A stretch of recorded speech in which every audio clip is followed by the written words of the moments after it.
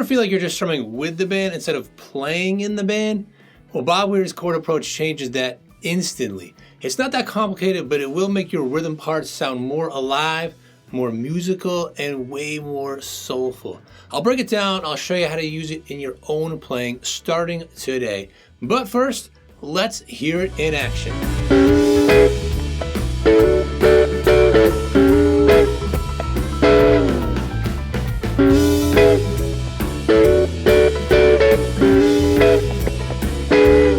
Ever land in a chord change and it feels a little dead?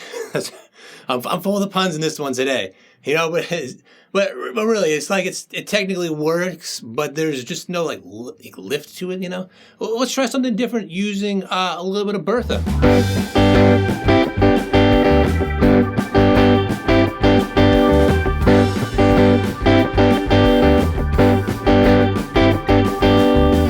So Bertha is the perfect example for us to get started with because Bob isn't the only one doing this. It's kind of like the whole band is doing this.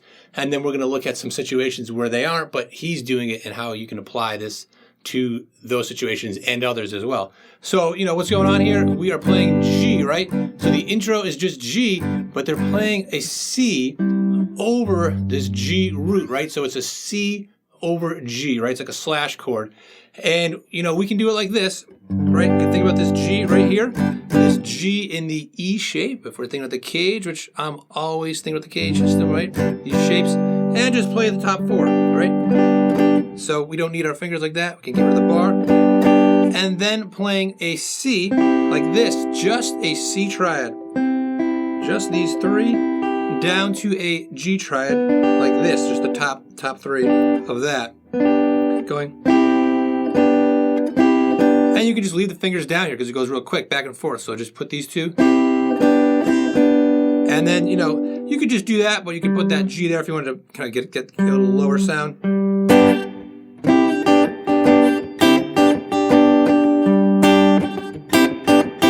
Right? And what that does is it gives things movement. It makes it very soulful. And the way I think of it is like a 4-to-1. So if you don't know your kind of chord numbers, if you're, you know, playing in G, well, G would be the one chord which is built on the first scale degree. And then we've got 1, 2, 3, 4. And what does that bring us to? But C, right? You can play like this. You can play just that little there. So that would be the 4 chord, the 4 major. So 4, 2, 1. And it gives you a lot more movement and stuff. So if you are digging this approach of how Bob does things, you'll love the Bob Weir 5-Day Challenge. It's free and it shows you how to apply these kinds of ideas into your own playing. So the link is down below if you want to check it out. Now, sometimes even with 2 chords, the changes can feel kind of predictable, like you're just kind of like toggling back and forth. But if you rethink what you're playing over each chord, you can create way more movement. So check out this section from Sugar E.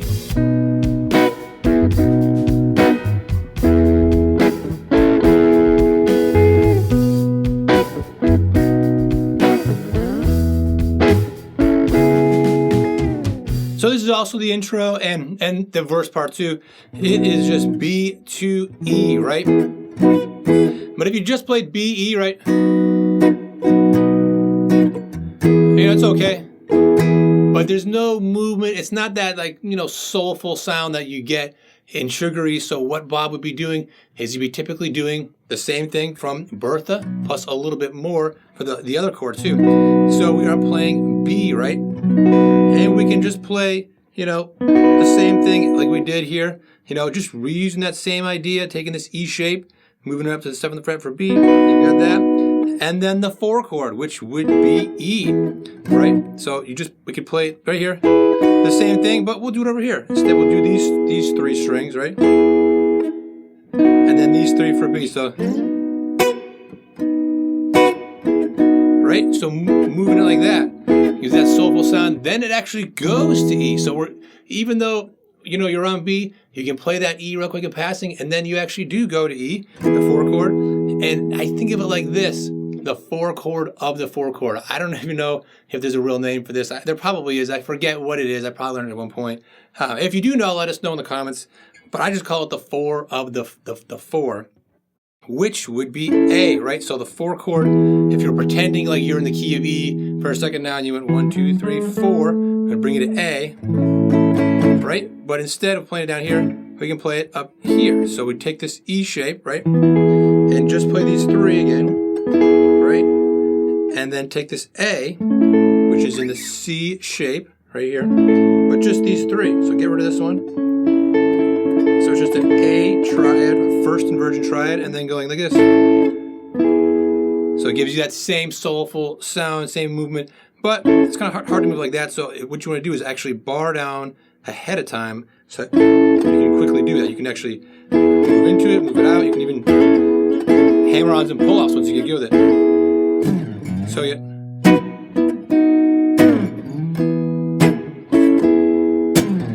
So way more movement, way more soulful, and it gives the illusion of this kind of motion and depth while staying kind of rooted in the song. And this is just one layer of what makes Bob's playing so rich. So again, if you want to dig deeper into his approach, check out that Bob Weir 5-Day Challenge. It is linked down in the description. Now, a 1-chord jam can get stale pretty fast unless you bring in some of that outside color. So here's how I sneak in movement using just 2 extra chords in a jam like Truckin'.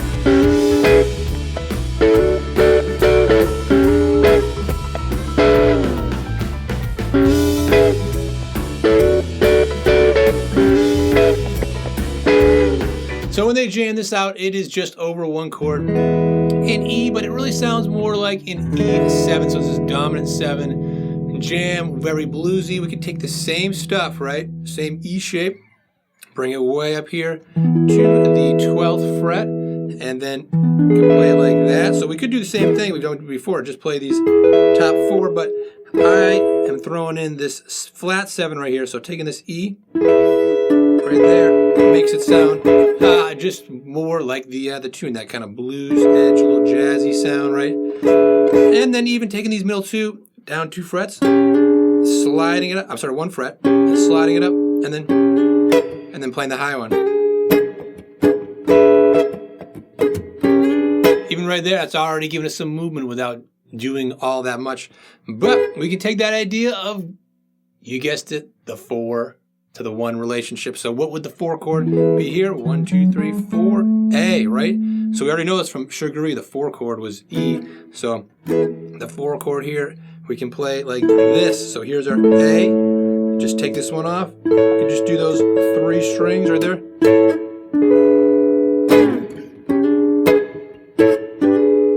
Right? You can hammer down that note. You can take the same shape here too. Like,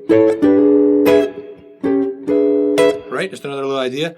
Now, we don't take it further. We can play the 4 of the 4, right? And that would be, so if you're thinking like this, 1, 2, 3, 4 from A to D.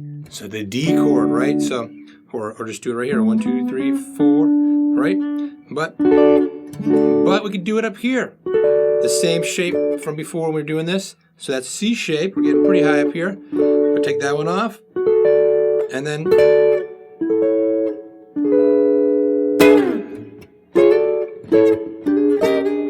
now you're starting to get a lot of movement, you know. And you can also think of this as the flat 7 chord. So it may be an easier way just to remember, to see it. Here's your E, flat 7, 2 frets back. So just take this chord back, 2 frets, and there's your chord. There's your D, right? And then but you just play it up here. But I like to think of it as that 4 of, you know, thing. I just fill in the blanks. So in this case, 4 of the 4 chord.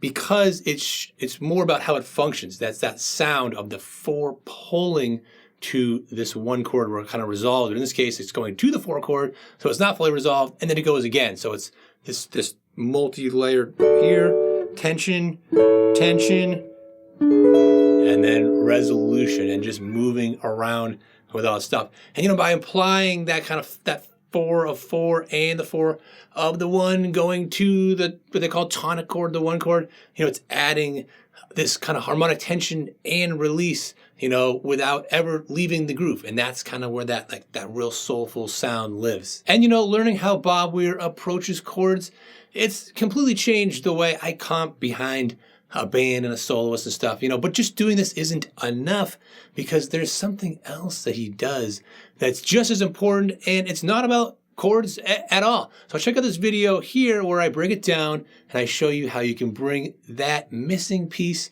into your own playing as well.